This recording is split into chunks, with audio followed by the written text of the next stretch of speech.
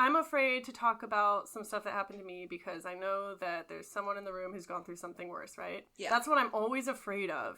Even though no one's ever looked at me and been like, I had it worse. Shut up. Like, that's never happened.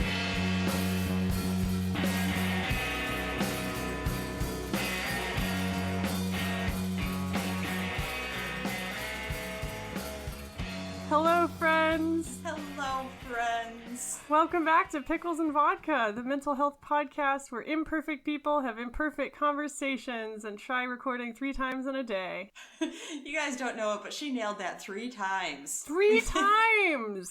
I know. I can't believe it. Normally I fuck up the tagline, but I've done it 3 times today. I'm feeling good. Yes, you're a professional. It is late at night for me, but you know what? I'm excited. Yeah. We're here, we're here. Yes.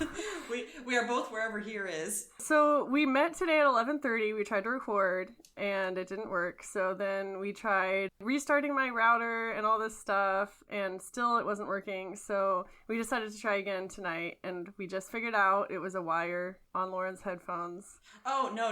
Before it was definitely you. Yeah, but just now we also thought that we were going to have to scrap it. And it's just because I don't know how to plug in headphones. Yeah, so the first 2 times it was me and then I moved to my parents' house. I actually feel like I've traveled back in time because I used to record the podcast here all the time. That's what I was thinking. I was like, I think the first one we did, maybe you said you were there or something like that. Yeah, because they got that good internet. Yeah. Mine is apparently not to be relied upon. Mine is apparently doing okay, even though I'm just kind of stealing it from the collaborative workspace around the corner. Yeah, so Lauren, I feel like this is the 3rd time today that I've asked you to talk about your moving process, but the listeners don't know that. I know. And this is still a pretty good story. I might summarize it more, just that I was prepared to get AT&T for internet service, and they came in when they were supposed to, and they said, this place isn't set up for fiber. And I was like, well, you guys said it was okay when I called you. You said I was in your service area. And they're like, well, we can't do this. And Lauren, like, I feel like that's what they say when you go to eating disorder treatment. Like, this place isn't set up for fiber.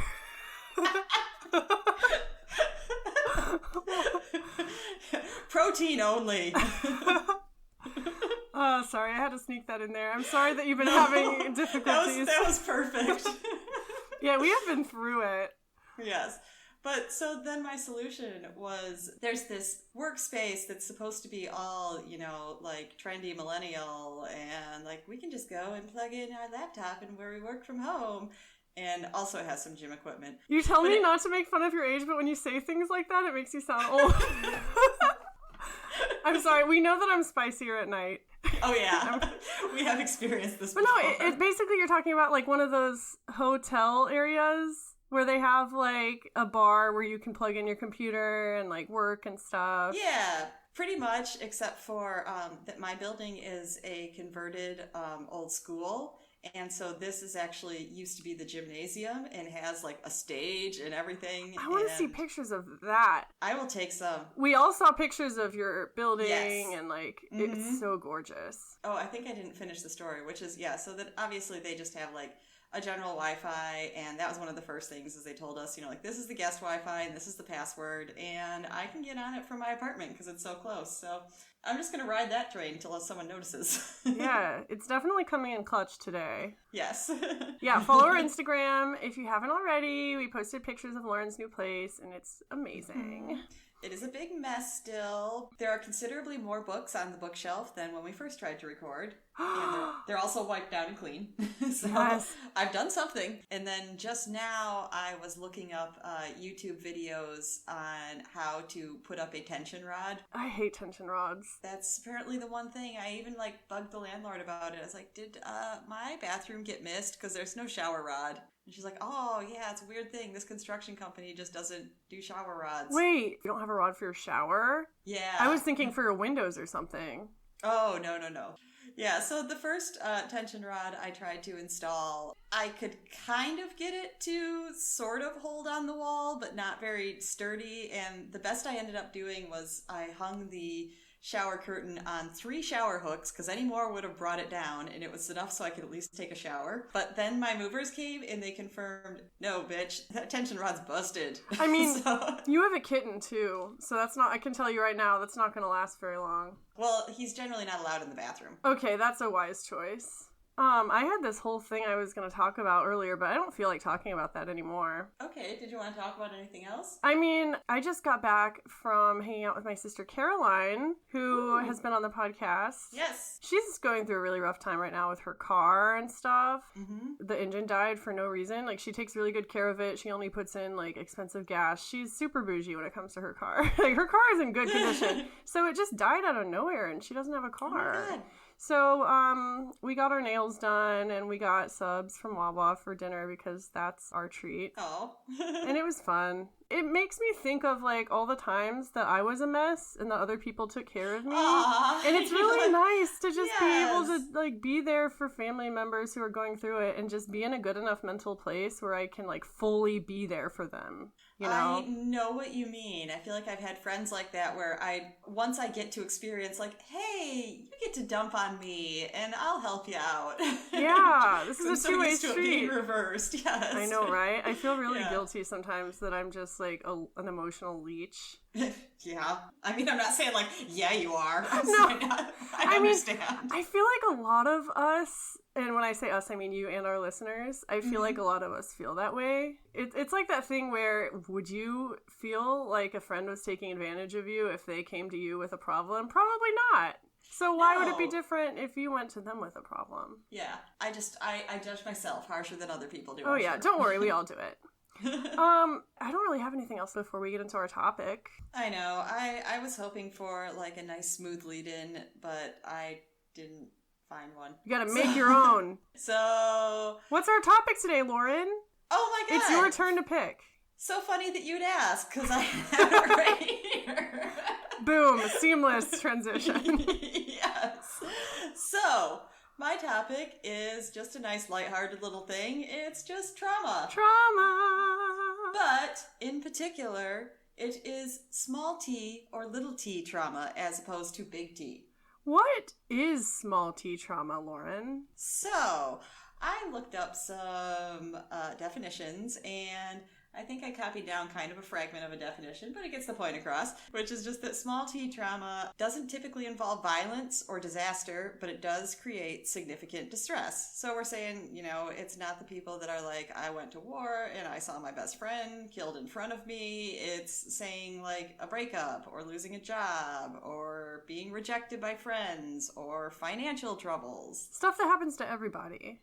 Yeah, divorce, things like that. Yeah. Why the need to separate it into like big T trauma and little t trauma? You know, I don't necessarily know. I can kind of conjecture, because my feeling was always that the big T was all that we considered trauma for a long time. Yeah. So, I mean, I'm pulling this out of my butt, so I could be wrong, but I feel...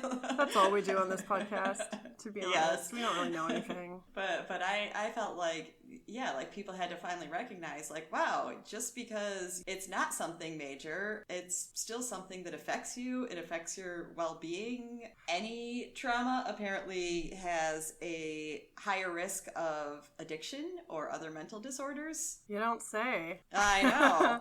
But I mean, yeah, it doesn't just have to be, you know, like I was held at gunpoint. Like a buildup of these smaller things will do the same thing. Yeah.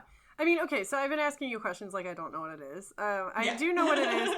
I was introduced to the concept in treatment about a year ago, and it was actually really validating because, like, I only started admitting that I was traumatized, like, a couple years ago. I still feel kind of uncomfortable using the word trauma because of this idea that we've built up in society, which is like, if you have big T trauma, you know, you're going to have PTSD, you're going to have flashbacks, you're going to not be able to sleep at night, you're going to, you know, all these symptoms that we associate with traumatic events. Funny, this is apparently is where you learn it, because I know I was also introduced to it my first time in treatment. And the first time, I don't believe that I even accepted it for me. I was still just like, yeah, this is just like shit I need to get over. And I actually big mistake on their part. I had some paperwork that I needed filled out for my insurance, and I am sure that I was not supposed to see the paperwork, but I'm sure by some miscommunication, it got handed back to me to send to them. Oh, fun. And so, among other things, I saw my 3-tier diagnosis. Oh, this is bringing me back to that scene in Girl Interrupted where they go in after hours and find their diagnoses. Was it kind of like that? It was, because it was like, the first one was the eating disorder, and as anyone familiar with the DSM, they characterize it terribly. They characterize it by, severe, moderate, and mild. Was it an old version of the DSM, or was it the DSM-5? No, this is in 5. Wow. That makes me frustrated. Yeah, it's like the big thing in 5 was supposed to be, we took away the weight criteria. And it's like, but that's what they did, is they took away the weight criteria, but they still said, based on your weight, we consider it moderate or severe or mild. Oh, God. So here are these other arbitrary terms we're going to use to classify you. Yeah, and so... Get out of here. I won't say, but, I saw what mine was, and I was like, oh, okay, so I can assume, about where I was at when I came in here. Oh, no. Yeah. But then the third one on there, that's what I remember, was PTSD, and I was like, what the fuck? I don't have trauma. Where'd that come from? Where did it come from?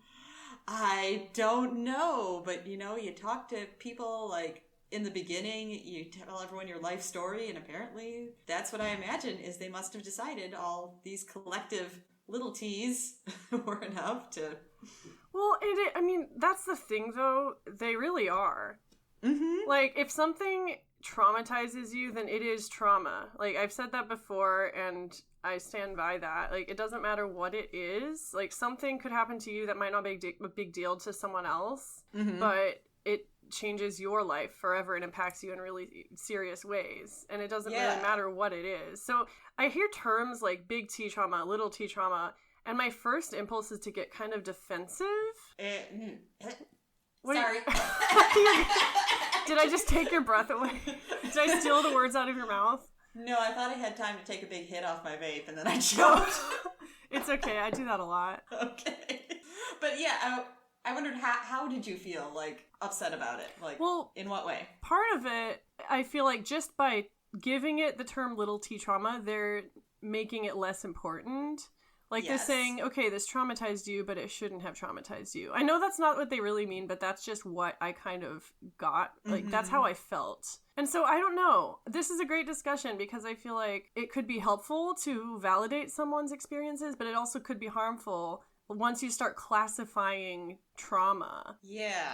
It's just another way of gatekeeping, I feel like, or it could be. And this is a quote that I said, I think, the first time from actually, I don't know, a psychologist writing in some big periodical or something like that. Yeah. They said that they believe that repeated experience to small T trauma can actually cause more emotional harm than one single big T trauma. And I don't like to say more or less, but I would at least go along with, it could be equal. Don't sell yourself short. I guess I could give my example for new listeners.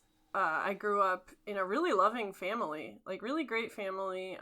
There were a lot of strict guidelines, and of course there was the whole religion thing that ultimately kind of fucked me up. But because I grew up in such a loving family, I was always they were just doing the best they could, and I still believe that. Yeah. But it traumatized me, and it took a long time before I could admit that because, I've never had anything violent happen to me by someone else's hand. I've done plenty of violence to myself.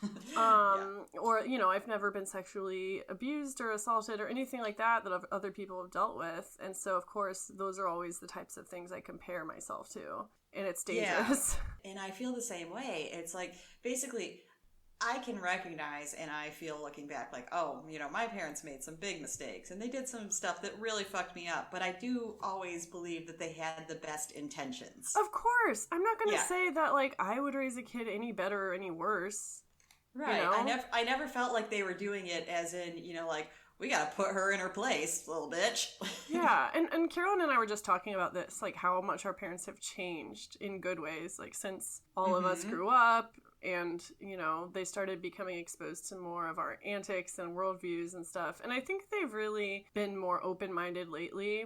Like, I didn't even used to be able to talk to them about this stuff, but now, like I've mentioned before, my mom listens to the podcast and all this stuff. Like, I'm really lucky, but I still recognize that what I went through was traumatic for me, and that I will be dealing with the repercussions for a long time. Mm-hmm. And that's something I have to do, but it's, like, not my fault. And that's what I have to keep telling myself, you know? Mm-hmm. What about you? Like, what have you experienced any little T traumas? Oh, absolutely. I made a nice list because I realized that I kind of feel like across the board, like all the like typical examples, I was like, oh yeah, you know, like that here, yep. Well, there's that big thing you dropped last week. Well, yeah, that also might be, you know, like why I got PTSD the first time. They might have considered that a real trauma. I mean, not real. I feel, oh God. Every time I say something stupid like that, understand I don't mean that. No, it's not stupid. It's just, we don't exactly know how to look at ourselves from an objective point of view, I think. Would that be accurate? Yeah. I mean, a big reason why I wanted to do this topic, and specifically the small t, little t, is because I felt like we would have more experience with that, and I know that we have both already, in the time I've been on this podcast, multiple times said that we feel inadequate, or like, you know, this doesn't really count, or which is so messed up, because I feel like some people look at us and they're like, wow, their lives are so fucked up, like they've been through so much shit. Like, I mean, your sister died. I know, and we talked about this last week. Yeah, it's a kind of like odd situation, not, you know, like what it sounds like when you just say your sister died, but it was kind of a bomb that I just sort of dropped. Yeah. Christina. Thanks a lot. No, I'm just kidding. But no, that's a really great example, because like I hear something like that and I think, oh, big T trauma. Your sister died. But like once you explain the circumstances, that like she was essentially brain dead, you know, and like it's still a terrible thing. Don't get me wrong. It traumatized your family, but like you didn't really have a connection to her.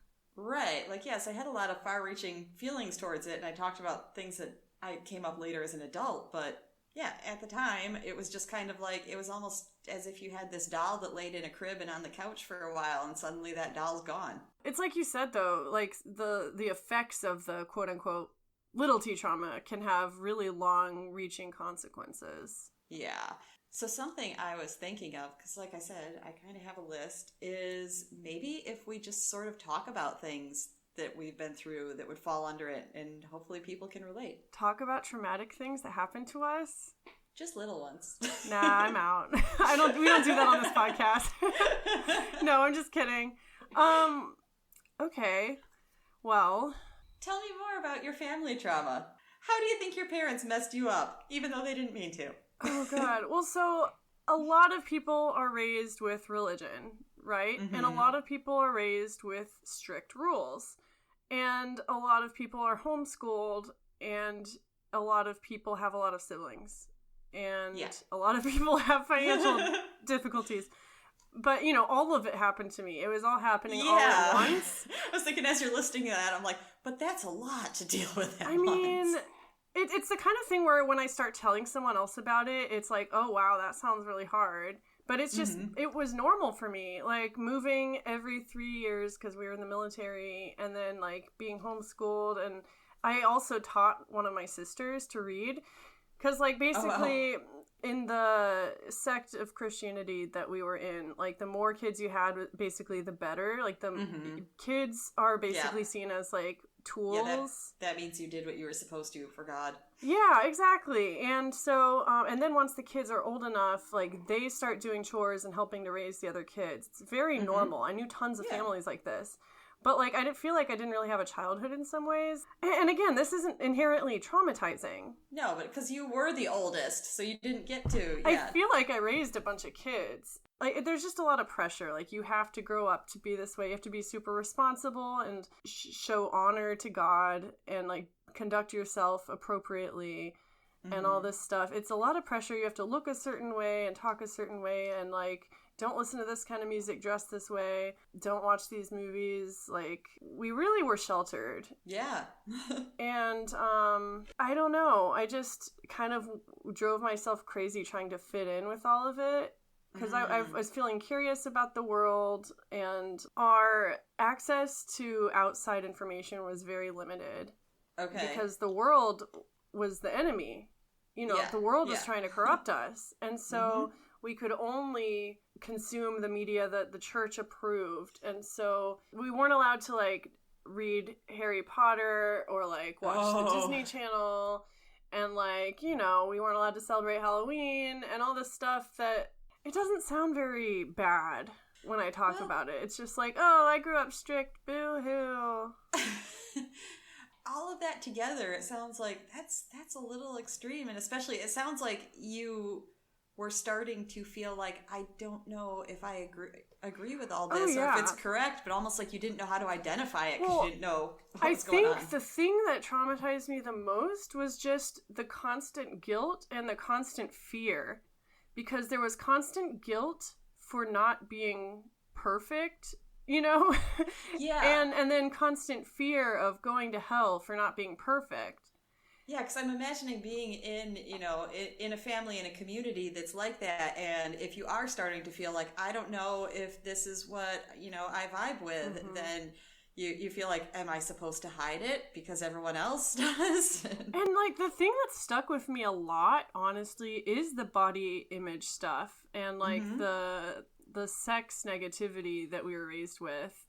Oh, yeah. It was just like, you're never gonna have sex unless it's your husband, and your husband is the one God has chosen for you, and he'll pop into your life if you follow God and do everything you're supposed to. But until then, all men are basically animals, and they're going to look at your body, and you need to help them not stumble by covering up your body and not drawing any attention to your body, and just, like, it's all about your countenance, like your eyes and your makeup and your hair, and, like, it's just, like, a lot of emphasis on outward appearances, and also a lot of emphasis being placed on being targeted in a negative way for your sexuality, just for having a body. So, you know, it doesn't sound like a shock anymore when I grew up to have an eating disorder. Yeah. And, like, I still have a lot of, like, sexual issues. Like, I am really uncomfortable when it comes to that kind of stuff. I share that much, at least. We didn't get the body stuff so much, but, you know, the Catholic faith, of course, is... Of course! Like,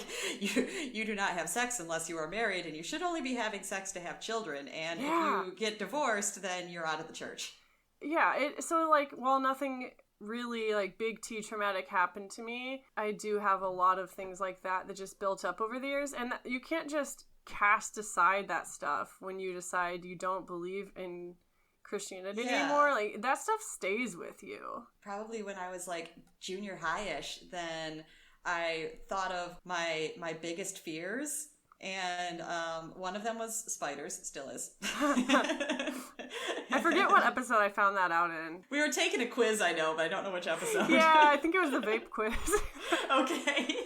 Yeah, so one was that, and the other was probably either needles or roller coasters, both of which I still do not like. Oh, fuck roller coasters. I will never ride another roller coaster as long as I live. I'm done. Done. And the third was having sex, because I'd heard that it hurt. I heard, that men are just out to get you and take advantage of you. I didn't know what it would be like, and what if I get pregnant? Dude, so I went to a Christian college. One night, I came up to my dorm, and there were a bunch of girls crying together in one of the rooms, and the RA told me that it was because one of them made out with her boyfriend at a pool, and she was worried that she was pregnant. Oh my God.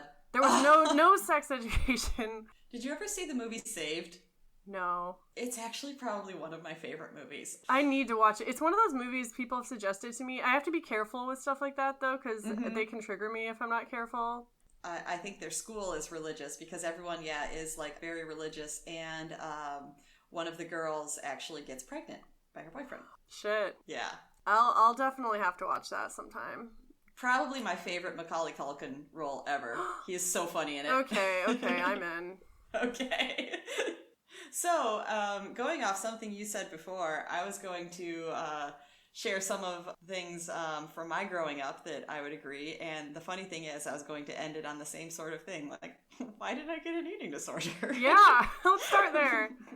But actually, I'll end there. I'll start with, I'll start with collectively. My parents split up when I was 20. And so it wasn't a huge thing that's going to affect me because I was out of the house and it surprised me, but also they never seemed that like close. So it wasn't super strange for them to be apart. It wasn't like a bombshell. Yeah, and it wasn't, like I was living at home and like one day my dad's in the house and then one day he's gone, he's moving out. My mom's throwing his stuff on the curb or anything like that. I mean, that's still a big change. Yeah, that's why I was like, it was something that affected me. A big thing that affected me about it, I think, is I was at college and my mom came to visit and she told me, and while she was talking and explaining about this, she explained about how she was actually having a lot of problems with the marriage and ready to move out when I was 10. Oh, that's so sad, though.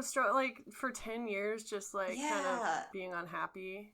Yeah, they ended up kind of, like, working it out enough, I feel like, probably to stay together for the family and things like that. Mm-hmm. Unfortunately. But I didn't know. So I know when my mom told me, I was like, well, that kind of makes it feel like 10 years of my family was a lie. Yeah. That's almost more traumatic. Yeah. So that's what I felt like was the hardest thing to come to terms with from that. Much more than them splitting up. Oh my God. Yeah. It's like there's a breach of trust almost. It's like, what else have you been hiding from me? Mm-hmm. Did you feel like that? Absolutely. Have you talked to either of your parents, like, seriously since then and kind of gotten a better idea of what was going on? Not that we need to talk about it, on the podcast. But I've heard some stuff, and I've also come to some conjectures from things that I've learned about their early relationship. Because when my mom talks about it more, and my brother said he heard some of the same stuff, that it sounds like there was just like problems in the relationship from day one. But here's the part that we did not talk about, but I know. My parents dated for one summer. Then my mom and some girlfriends did the whole like backpacking through Europe thing. So they didn't necessarily say they split up, but she didn't know when they were going to be home, how long they were going to be there. It's a fling. So yeah, they kind of assumed like, oh, okay, maybe we'll pick this up if we still feel the same way when you get back. So she came back, and a little while later, then, they must have decided they did want to keep dating. So my mom is 3 years older than my dad, almost to the day. Okay. And it was a while before I realized that my parents got married in August, and my brother was born 5.5 months later in February. Yes, so I brought that up to them. But what I did not even think about, or what didn't click in my mind till many years after that, is that they got married when my dad was 18 and my mom was 21. So they might not have known. It might have been only like a few weeks or a month, but my mom was pregnant before my dad graduated high school. Wow. Tell me they didn't feel like they had to get married. Both of them coming from strong Catholic families as well. Oh, totally. They don't give you any other options. Mm-hmm. And your dad wasn't even an adult. Your mom was barely an adult. Exactly. When I go back and think of that stuff, and I'm just like, oh my God, I can't imagine if I was just graduating from high school and suddenly, my boyfriend, or even though it doesn't work that way, said like, we're expecting a child.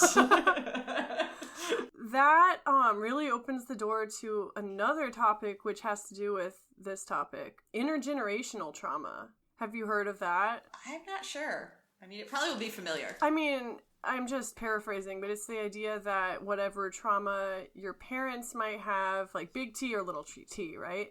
Can leak down through the generations and affect you without realizing it. Because, like, trauma isn't just mental, it's like physical. Like when your body goes through those fight or flight responses you've heard of, that's a physical thing that happens. And again, like, I don't really know what I'm talking about. I'm not a doctor or anything, but that really affects you on a physical level, and it can affect your kids. Yeah. It's really nothing to sneeze at. And so when you talk about what your parents went through, like, sure, it might not have been terrible in the way that like a death or something might have been, but it definitely changed the trajectory of their entire lives and your life. It's interesting. I was thinking about when you were saying that, how I feel like I can cite through generations. So I'm not a very despite this podcast, I'm generally not a very open person. I'm not very emotional. I've been accused of having a very like monotone sort of voice. And a flat affect,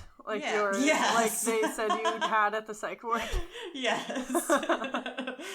There were a little bit of extenuating circumstances there, guys. A little bit, yeah. but you know, like I have gotten that, and I agree that I can kind of slip into that, and I definitely know that I stay away from a lot of emotional stuff. Ooh, emotions are messy and gross. I don't know what your outline looks like. I hope I'm not fucking it all up. What are some of the ways that your small T trauma has affected you long term? Like, that could be one example, that having that like flat effect.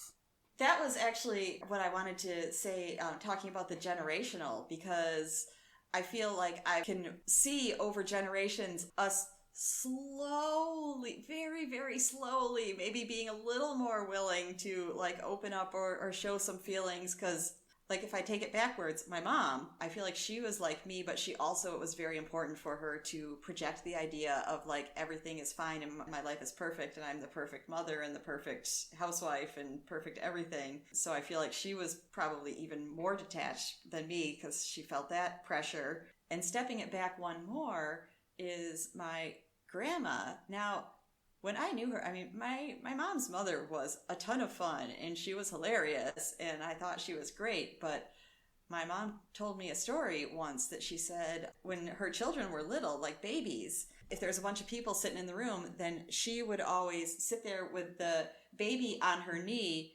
facing outward. Like she never held them to her. Oh. Yeah. Wow. And her idea was, you know, like if there were people over, she assumed like, oh, the baby probably just wants to see what's going on. But the thing is that she's always turning her children away from her and setting them on her knees. So.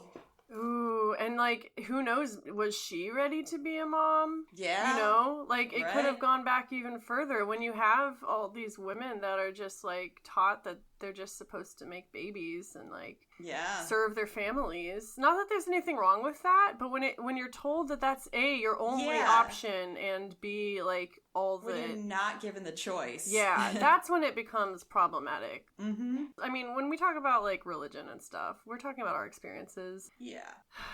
I'm too tired to give a disclaimer today. I don't... That's okay. Yeah. But I remember in college, because I don't want children, and I doubt that I ever have, but I remember it was in college when I suddenly just... It was like light poured down over my head when I realized, like, if I don't want to, I don't have to have children. Dude, yeah. It just never occurred to me. Same. I had a moment, too, where I was like, you know, I don't have to do this if I don't have to. And this happened, like, in my mid-20s. I was way out of religion by then, but I still... Mm-hmm. I mean, we should do an episode on being child-free. Yes, I agree completely. We really should. But yeah, I also had a moment where I was like, I don't want kids. And I still get pushback sometimes, mostly from like older men, where they're like, oh, you say that now, but... Oh my God, I feel like I've maybe now like gone a year or two now that I'm in my 40s, where I haven't heard somebody say, oh, you'll change your mind. I mean, I was like 39 and people were saying that to me. I'm like, really? You think so? Okay, well, I mean, bringing it back to the trauma thing, like, yes. I am just mostly scared of traumatizing any kids that I would produce. You know, knowing how intergenerational trauma works and knowing how I have dealt with trauma in my own life, I wouldn't want to bring a kid into that. I would be afraid of that too if I did want to have children. I've thought of that, that it's kind of like, oh my God, it's probably a good thing because think of how I'd fuck them up.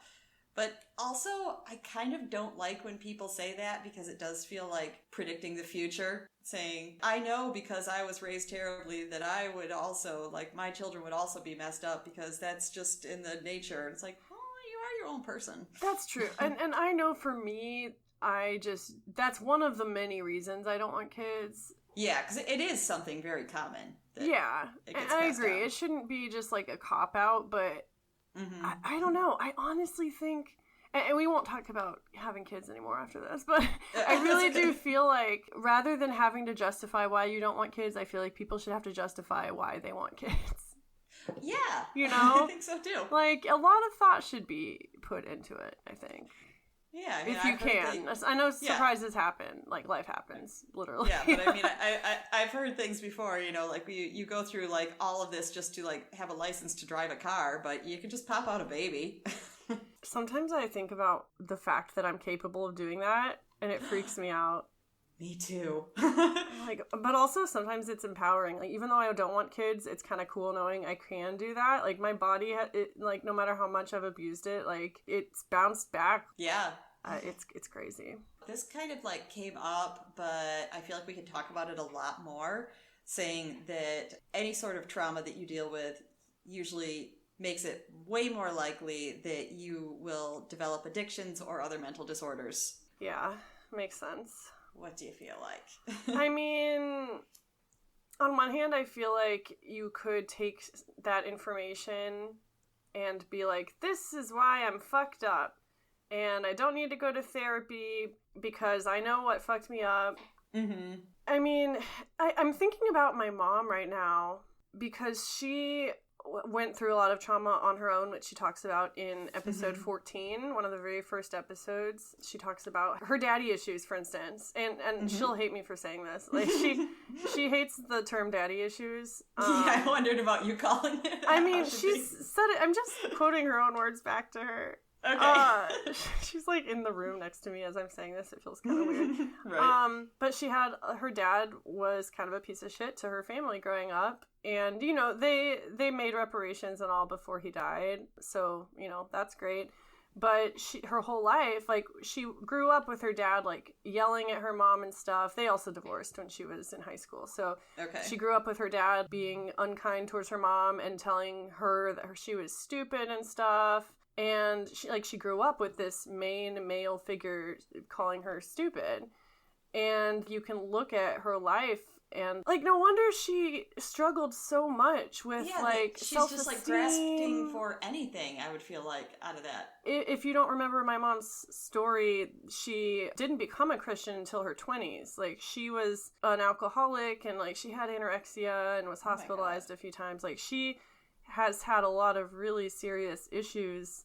And, you know, she found the church and she got involved in that, and that was her purpose, and, like, it saved her. Like, that's her own words. Like, she'll say so on that episode. Yeah. And I love that for her, but it makes me feel a little less crazy when I look at my own issues. And it's like, okay, a lot of that stuff is intergenerational, like, whether I know it or not. And, like, it didn't help. The way I was raised, like, certainly didn't help. But those things, the pieces were already in place. Yeah. Before I was even born. And so to tie it all into your question of, like, what do you think about the chances of becoming, like, an addict or something are higher, I think that's absolutely true. But I would say don't just think of your own trauma. Think of, like, all the other traumas, like, your parents might have gone through, or grandparents, or, like, even, you know, on a cultural level. You know, what's happening with Black people in this country, that goes by, that's been going on for hundreds of years. Absolutely. And something else that I found when I was looking things up, you know, like some other, like, article, someone pointed out, not that that's little T trauma, I'm sorry. No, but someone pointed out the last couple of years with COVID and how that was great example. Well, they said that's an interesting thing because, first of all, it was like the world was collectively experiencing trauma. And to take it even further, to some people, it was big T, and other people, it was little t. So we weren't all experiencing the same trauma, but we all were. We're all in the same sea. We might be in different boats, but we're all in the same current.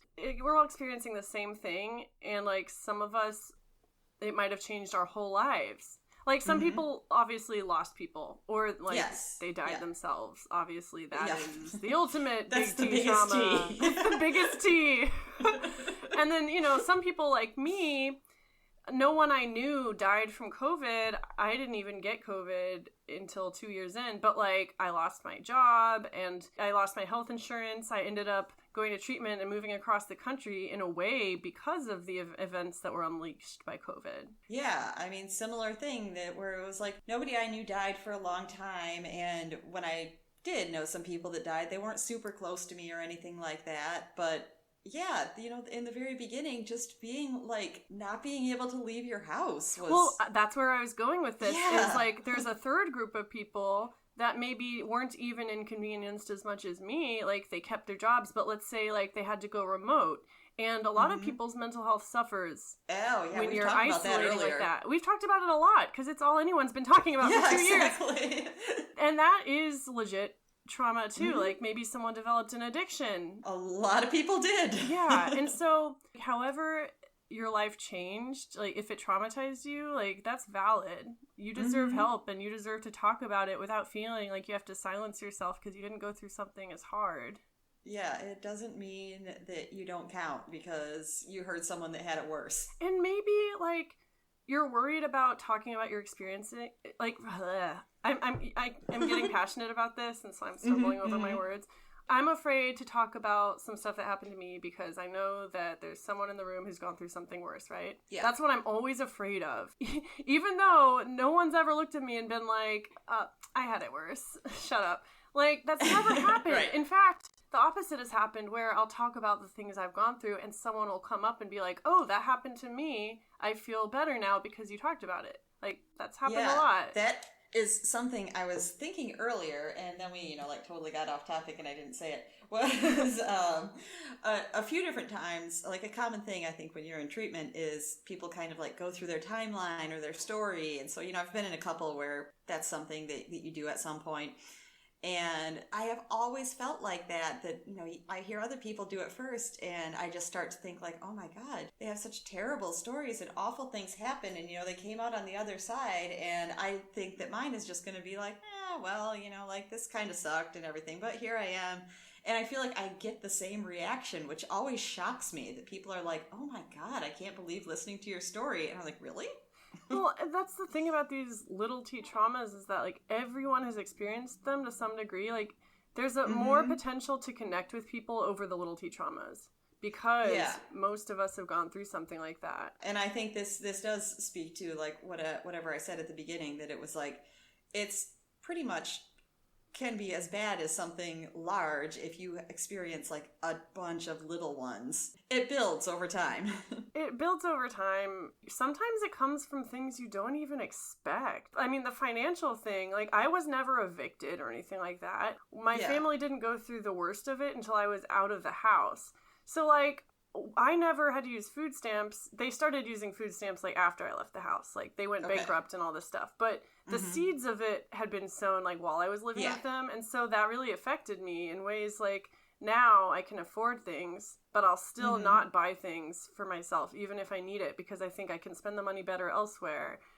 And that does affect your mental health long term. I wouldn't say it's currently traumatizing me in that I think about it all the time, but in little ways it will affect me. And obviously I'm still kind of struggling to use the word trauma there. Yeah, when I saw like examples of small t trauma, well, they said it as being rejected by friends, but I have had a couple friendships where it just is, I don't know, like I guess since I can't describe it I have to tell the story.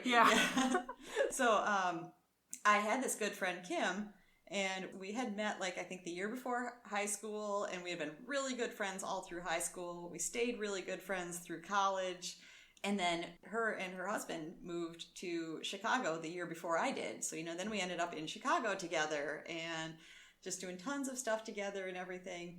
So, 2015, I go to treatment for the first time. Kim is super, super supportive. There's a picture of me sitting on her couch drinking a glass of wine telling her all the story. I want that picture. Maybe I'll post it. Yes.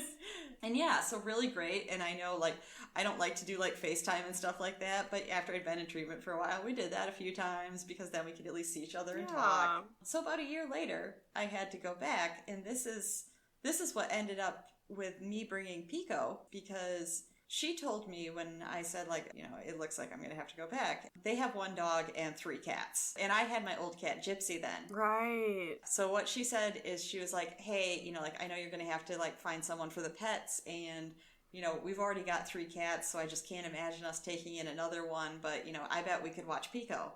And I was like, oh my gosh, like that's such a relief, something huge off my plate. And so then I found someone to watch my cat. Actually, my dad watched my cat that time, which is funny because he doesn't like cats. Yeah.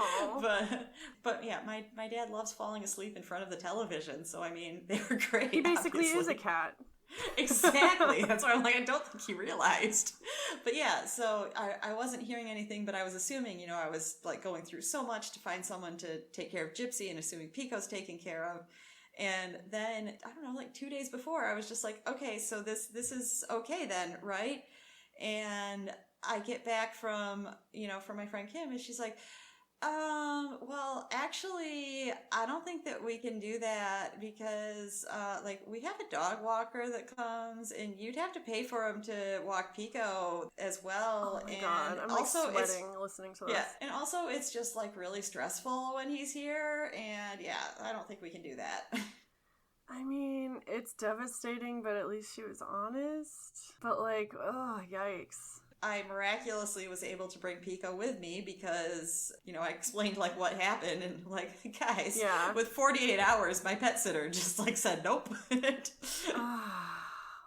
And I never said anything bad, when she told me all this, I'm like, well, I can't, argue with you. I can't say no. What are you going to do? You have to take him, so I'm just okay, I'll see what I can do. And so I went, and about a week in, I sent her some texts, and I never got a response back. And the entire time I was there, I never got a response. I came home, I never heard a thing from her. And that is kind of how she is when she just wants to drop friends. She just stops. So I knew that, so I didn't push it, but I also never knew why. To this day, I don't know what it is that I did that suddenly made her decide I don't want this person in my life. Oh, I'm so sorry. That's so painful and deeply traumatizing. I know everyone has stuff like that. Well, not everyone. No. Does everyone have stuff like that with friends? Well, I feel like a lot of people, have lost friends or were close to someone and then weren't, or had to cut people out of their lives. But I think, it just that it was so abrupt, and it would just left me with so many questions. Yeah. That's where I think I realized, I'm that was actually, yes, kind of traumatic, a friend breakup. Yeah, it's traumatic because you don't know who else is going to do that to you now. Yeah. That deeply affects the way you interact with other people moving forward, and it affects how you think of yourself. Am I broken? Am I the problem? Yeah, at that point, I'd already, been shit at relationships for a couple decades, I'm sure. So I was used to that. That didn't surprise me as much. Oh, yeah, I mean, this is probably its own trauma that, I'd start in relationships and be how long till they leave me? Yeah, that's a whole other thing. Right. But I felt like this was the first time that it was, I just assumed, it was a relationship thing. And I was oh, so friends can just leave you too like that. That sucks. I think losing friendships can be more traumatizing than losing romantic relationships. No one talks about friend breakups, but so often there's questions you're left with, because I think with friend breakups, it so often does happen like that, where there's no explanation. Mm-hmm. Sometimes it just fizzles out, and you're just left wondering for years, what did I do? Or maybe they were going through something, maybe you going to treatment and stuff unlocked feelings they weren't ready to deal with, and you never know what someone else is going through. Exactly. And I did think a few years later of writing a note or something and trying to get it to her. I didn't know if I'd ask what happened or if I'd just say I miss you, I'd like to have contact with you. But it's kind of all morphed into you know what? There were problems with that friendship in the last few years, and if she felt like she could just throw it away like that, I actually have changed my mind, and I don't need to reconnect. Yeah, unfortunately, that's sometimes the best type of closure you can have. Yeah, it took me, a few years to come to that conclusion. Well, and that brings me to one of my last questions, which is you've identified the trauma, whether it's big T or little t, mm-hmm. What do you do with it? I mean, let's say you're not able to have therapy to talk about this stuff. Once you've identified that you've been traumatized, what are mm-hmm. some things you can do to better understand that, or make it more valid in your mind? Because for me, before I could deal with it, I had to legitimize it. I mean, you at least have to tell yourself that it's valid, because it is. It is. Trauma is trauma. It doesn't matter, like, what it is. The thing that matters is, like, the effect that it has on you. I think a good thing to do would maybe be to listen to a podcast that talks about it and makes you not feel alone. I don't know. Maybe, like, this one I heard called Pickles and Vodka. Pickles and Vodka? Is it a culinary podcast? Sometimes. What do you tell people when people ask you, like, pickles and vodka? What's that? Have you had people ask you that? Oh, my friend Vicky, who, you know, like, we had her write-in question, basically. We're basically BFFs now. She asked me if the name came from an episode of Ted Lasso, which I was like, no, the podcast was before that, I know. I don't even know what Ted Lasso is. It's a TV show, I don't know, like a year or two ago it started. So she said there was a quote on there that made her think of it, and she found it, and it says, this is the titular character speaking, "Sometimes it's good to bottle things up. That's how we get, you know, pickles." And then someone else responds, "And vodka." Oh my god. I know. Maybe the creators of that show secretly listen. I doubt it. Maybe they're fans. I doubt it, but if they are... I'm sorry I haven't seen your show. You're gonna have to be a little more upfront if you want to get my attention. Yeah. Our attention, I should say. We're not gonna chase after you like Perfect Vape. Yeah, I have almost given up with Perfect Vape. I'm thinking of quitting vaping.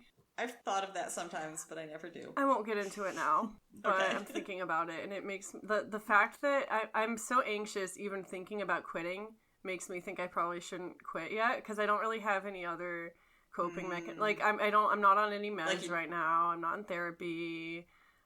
And I know myself well enough to know if I try to quit, I might pick up something worse. That's what I was thinking. I was like, it's pretty standard. I feel like if you get rid of a coping mechanism and you don't have anything else, you just kind of grab at the first thing you can latch onto, which might not be better. And that's how I deal with my little T trauma. Vaping. Yes. Use this code for 10% off. Perfect vape. No. So I will say, like, one last thing really quick. Please. And if you have a response to it or not, it was an interesting thing to wrap up the idea of legitimizing little T trauma. It was said that it is easier to minimize, but it's harder to gain empathy. I felt like that made a lot of sense. Easier to minimize, harder to gain empathy. I can see that. I mean, we both minimize our mental health. Yeah, I mean, minimizing for sure. All the time. So, gaining empathy for yourself, I'm assuming, is what they mean. Well, I was thinking that, or from other people. Honestly, as I was saying it, I was thinking it's probably hard to get empathy from other people because you tend to minimize. Yeah, it's a cycle. Yeah, it's harder for somebody to empathize with you when you tell them, like, up front, it's not really a big deal. Then they're like, oh, okay. Well, you told me not to think it's a big deal, so I guess so. Oh my god, that's kind of blowing my mind right now because, like, I always joke about my trauma all the time. It's all I do. To the point where I think it makes some people uncomfortable. And if I'm being honest, like, it makes me kind of uncomfortable. Like, sometimes I wish I could just sit down and have a serious conversation about something without making a joke about it. But that's just how I've learned to cope over the years, because I told myself it's not big T trauma, it's little T trauma. I have to joke about it because it's ridiculous. Yeah, I definitely am guilty of the same. So it's good we're talking about it. Yeah. I think if you do anything, just, like, admitting to yourself that, oh, this thing happened and I think it traumatized me, and just, like, talking about it. Like, even if you have to joke about it initially, like, I don't think it's all bad to joke about this stuff because it opens a conversation. But yeah, just, I guess, to, like, leave people with a thought, like, first of all, if you think something was trauma, then you're probably right, because you would not have felt that. Like, don't wonder, like, well, does this really count? If you believe it, then most likely it is. Yep. And yeah, just validate yourself. Yeah, validate yourself. You are valid. Yes. And we are valid. Yes. Are you ready for a palate cleanser? Oh my god, I am. I've been trying to think of a way to segue into this all night. So, one way we deal with trauma is with hobbies. Yes. I'm going to have a craft room in the new place. Yeah, you're a crafty person. You've told me in the past that you once were an aspiring writer / still are. Yes. And so I thought going? of a way to help you ease back into that side of yourself. Boy. So I have found a plot generator.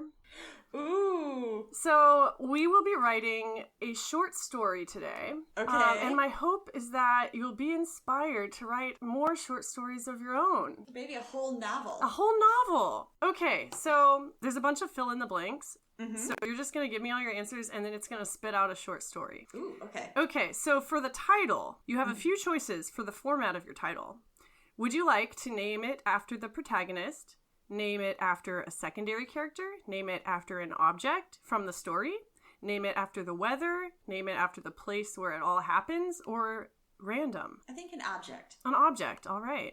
For the opening, you need to set the scene. So, would you like to launch straight into action, or do you want to focus on a relationship with your opening scene? Ooh, action. Action, all right. Would you like your conflict to be emotional, violent, or financial? I don't want it to be any of those. Let's pick financial. Okay. Because I feel like that one is such a wild card. And we were just talking about it. It was going to be emotional or financial. I was deciding between. So yes, let's go with financial. Okay, so this is jumping ahead a little bit, but would you like a happy resolution, a sad resolution, or a violent resolution? Definitely sad. I think in the regret episode when we talked about being wistful, that's kind of what I'd go for at the end. So all right. That's more sad. So now we get to talk about our protagonist. Mm-hmm. So I need a first and a last name. Pico Suave. Pico Suave. And I'm guessing you will pick male for the gender. Yes. They only have male and female. They don't have other, which I don't like it. Your secondary character. First and last name and gender. Magnolia Birch. Magnolia Birch. All That would right. be female. All right. What does the second character, Magnolia, want from the protagonist, Pico? And it's a fill in the blank. So the examples they give are closure, revenge, or a hug. But I can choose anything. You I can don't have to choose those. anything. Recognition. Recognition. Oh, that's fitting. How does the second character... I'm just going to say Magnolia and Pico instead of second character. Okay. So how does Magnolia feel about Pico? Positively or negatively? Positively. All right. What is something Pico would like to say to Magnolia? For example, I love you or I am your father. Again, it's a fill in the blank. Anything you want in the world. Let's give it some conflict. You mean nothing to me. Oh, this is going to be good. You mean nothing to me. I just got a manicure with gel tips, so it's hard to type. Oh, all right, what is the name of the place where it all happens? Bangor, Maine. Anchor, Maine? Bangor. Bangor? Banger? GOR. Oh. All right. What is that place to you? I have to ask. I just wanted somewhere in Maine, and that's the only city I could think of. All right.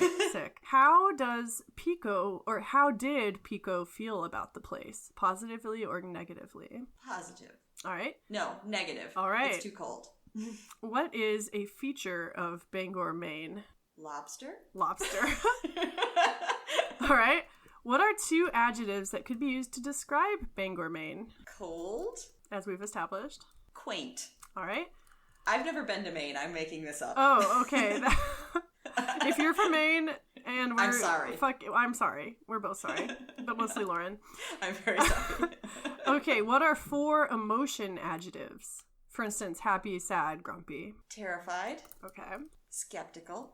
Ooh, good one. Perturbed. Ooh. And sad. That one was inspired. An adjective that could describe an object. Clean. All right. 6 adjectives to describe somebody's character. Nefarious. All right. Judgmental. Caring. I need to get something good in there. Right. Friendly. All right. Direct. One more. Messy. All right. Well, an occasion. Halloween. All right. 3 verbs ending in ing. Cooking. Showering. Which I hope to do after this. Oh, I'm excited for you. Flexing. Nice. Something or somebody vulnerable. So, for instance, an old lady, a baby bird, a toddler. A baby salamander. Oh, I love salamanders. I used to catch them in the woods in Connecticut when I was a kid. The ones with the spots on them are so cool. A noun you might compare the main character to. For instance, an angel, a giant, a saint. What would you compare Pico to? What are those called? Like fiber optic balls? Those things that where you touch it, it goes like... I have no clue. I'm sorry. Okay. I'll put, I can't even think of a way to describe it. No, I'll come up with something else. A farmer. Pretty random, but we're moving on. Yeah. A noun you might compare Magnolia to. The examples they give are brute, monster, coward. An English rose. The opposite of farmer. Yes. I started writing English farm. A type of music. Ballad. Wait, a rock ballad. A rock I want ballad. it to be like hair metal. Even better. Yes. All right, what's Pico's favorite drink? Straight hot sauce. Straight hot sauce. 2 objects. I know this is a lot, but it's worth it. I know. Okay. I did a test run last night with Brett. It was very funny. A microphone. A microphone. And a spork. Ooh. That one caught me off guard. All right. A currency. The ruble. A noun to do with the weather. So like rain, snow, sun. Fog. Fog. All right. You got 3 more questions left. Oh, okay. All right. So give me 3 animals. Plural. Turtles. Good choice. Chinchillas. And horses. Release the war horses. Yes. I like to say that randomly with no context. 2 body parts. Plural. Toes. All right. Ovaries. All right. Last one. Okay. 4 adjectives to describe physical characteristics. So like big, skinny, ginger are the examples they give. Ginger. That's the example they give. Okay. Gangly. All right. Bumpy. I don't like it, but I'm typing it. Bumpy. It's going to be a bumpy ride, folks. Hairy. All right. 1 more. Crooked. All right. Gangly, bumpy, hairy, crooked. It sounds like a terrible looking person. Right? I'm so sorry. Okay.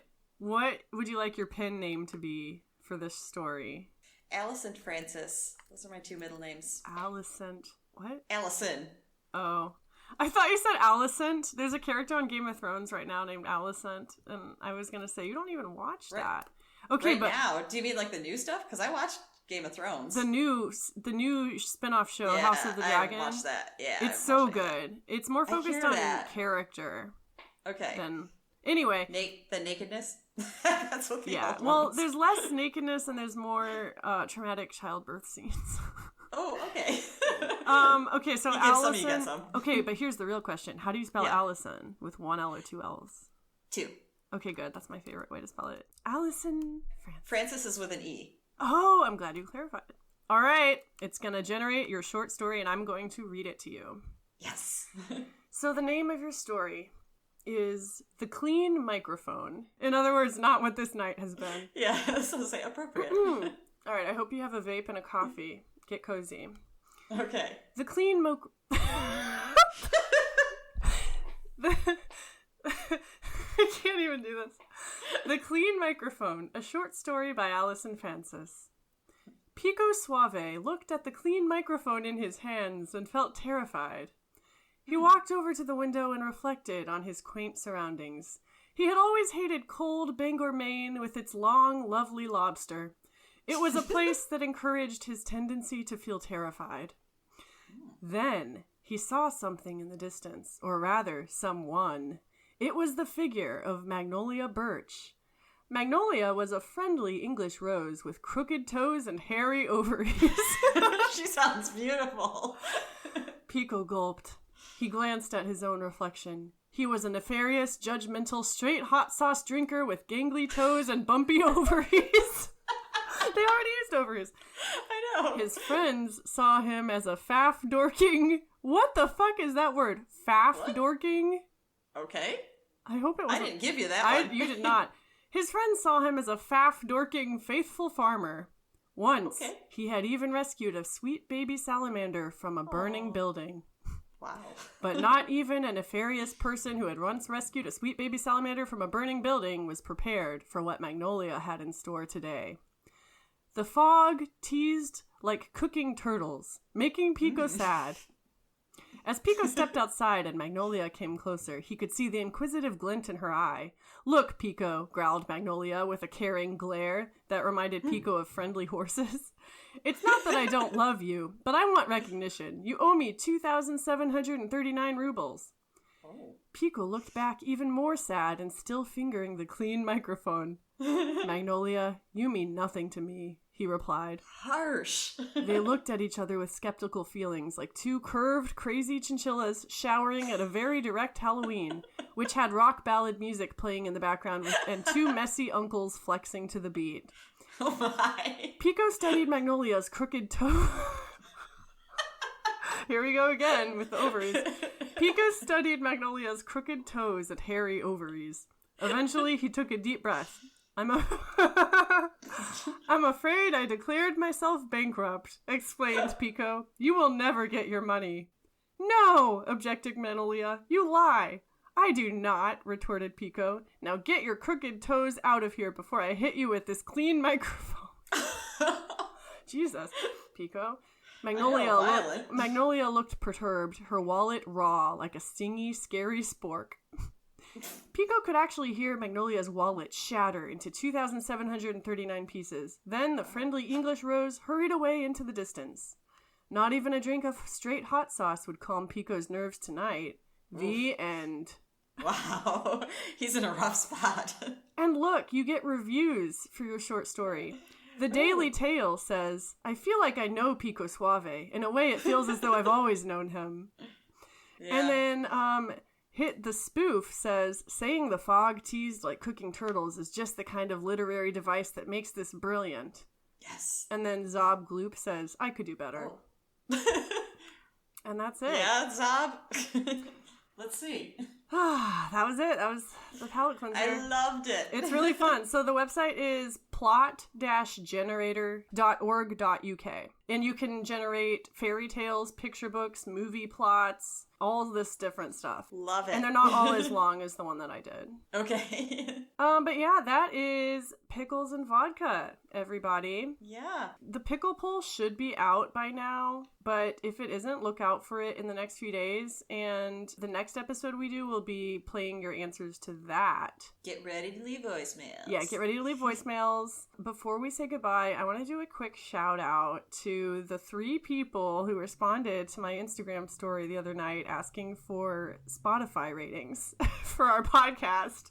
Oh. I was like, guys, please go rate my podcast 5 stars so we can beat the 4.9 rating and so I can feel validated. And 3 people actually did it. Oh my god! But it wasn't enough to break the 4.9 rating. I imagine that's gotta be difficult. I know. So if you're listening to this and you feel like doing something nice for your favorite mental health podcasters, just go rate us on Spotify, 5 stars, or... But if you're the person that left us not a 5, then go revoke your rating. Can you do that? I don't know. See if you can do that. If you can, do it, and then give us 5 stars. Is that too much to ask? I think God. not. And we'll see you next week. Goodbye. Yeah. Bye.